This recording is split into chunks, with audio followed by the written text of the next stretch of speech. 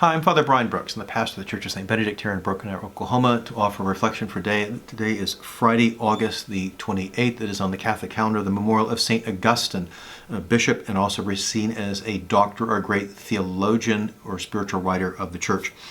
Yesterday was the memorial for his mom. I spoke a little bit about him yesterday, but more about him today. He is born in what is now Algeria, Tunisia, in North Africa, in the year 354.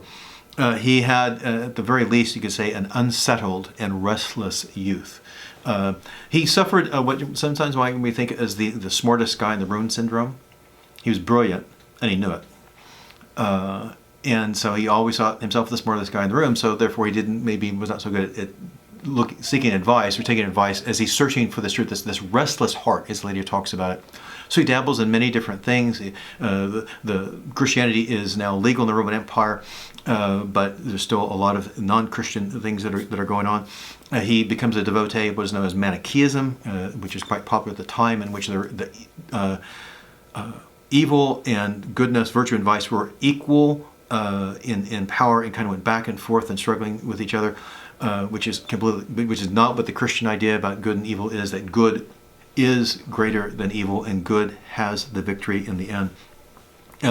Augustine is also very ambitious, wants to seek a career as a teacher, has a son with a woman who he's not married to. Then he winds up getting a job in the city of Milan, in northern Italy, a very important place at that time, and he finally meets somebody who's smarter than him, the Bishop of Milan, Archbishop of Milan, Ambrose. And it's through Ambrose and talking with him in forming that relationship, that sacred friendship, that Augustine, much to his mother's delight, she'd been praying for this for 30 years, that he's baptized by Ambrose at the Easter Vigil. He later goes back to North Africa, renounces everything that he had before, his ambitions, and basically then breaks off the relationship with the woman he was with. His son, unfortunately, dies young, does not reach adulthood. Augustine goes back to the home, North Africa, lives a life of prayer, is ordained a priest. Other men come in to join him in that model of life. He later becomes the bishop of the city of Hippo, and does so for more than 30 years. Leads them, guides them, writes extensively about things. One of the most influential theologians of the church, particularly of his time, and even to this day, and also numerous sermons about things. About basically the gift of faith, dedicated his life to it. Now, he dies in the year 430. Now, when I read part of his for today's reflection is from his autobiography, the Confessions of St. Augustine, the first autobiography really in Western culture. And it's a beautiful prayer, but it's also a prayer of lament. That yes, he's baptized about, I think, around 32 years old. But remember, in Augustine's time, a lot of people didn't live to be 40. So imagine being 20, 21, that's middle age. Now Augustine lives into his 70s, but he has this prayer, but also like he's coming to this late in life. He thinks about all the wasted time, all the wasted energy. And he later says also in the Confessions that the heart is restless until they rest in Jesus Christ. So this is what he has to say in this I think a quite touching prayer. And also about his now longing for Christ. He's finally found the truth his heart has been searching for his entire life. So he says,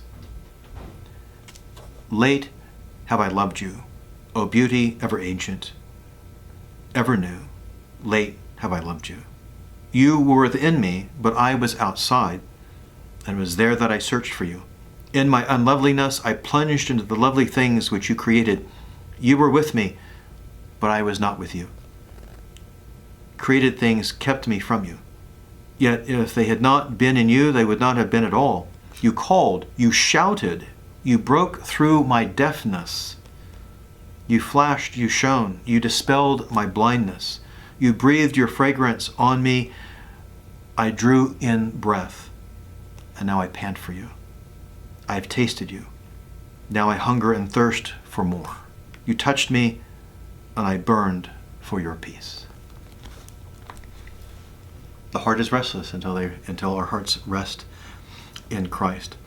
Augustine, in addition to his Confessions, also writes a classic book, The City of God, and those are two great pieces of Christian literature which should be on our bookshelves and not just there gathering dust. We should be seeing them, because those are the things that Augustine dealt with, we deal as well. Our hearts are also restless.